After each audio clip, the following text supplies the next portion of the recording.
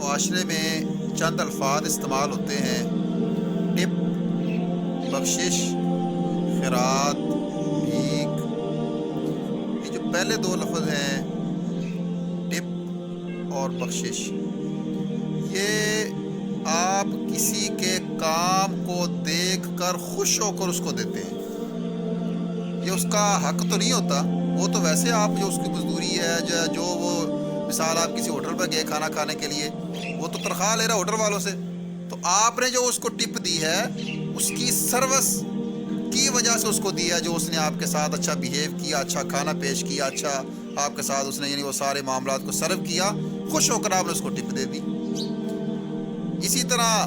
بخشش آج جس کو کہہ دیتے ہیں، آپ کے پاس کوئی کام کرتا ہے بندہ تو آپ نے اس کو کوئی چیز دے دی، حالانکہ وہ تنخواہ تو زیادہ لے رہا ہے، اور اس کے ساتھ ایک لفظ تھا بھیک اور خیرات۔ بھیک اور خیرات وہ فقیر آپ سے مانگتا ہے، آپ کی مرضی ہے اس کو دے دیں، آپ کی مرضی ہے ان کو بھائی اللہ بھلا کرو، اللہ تعالیٰ بھلا کرے، تو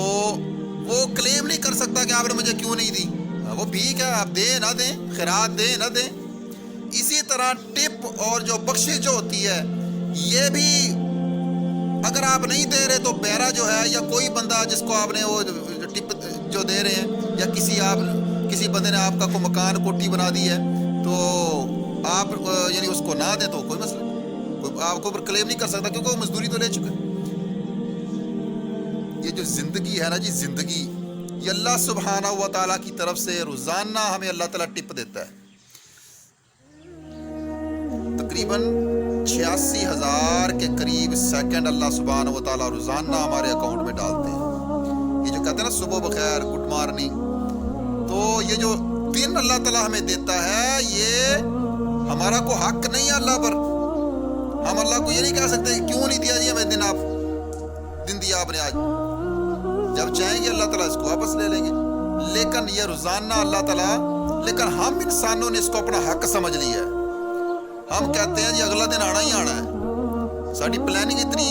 جناب وہ شاندار ہوتی ہے، کہتے ہیں نا جی سامان 100 برس کا ہے پل کی خبر نہیں ہے، تو یہ جو دن اللہ تعالیٰ ہمیں نے دیا اس کے اندر نیکی کریں کسی کے ساتھ، بھلائی کریں کسی کے ساتھ، ٹھیک ہے نا،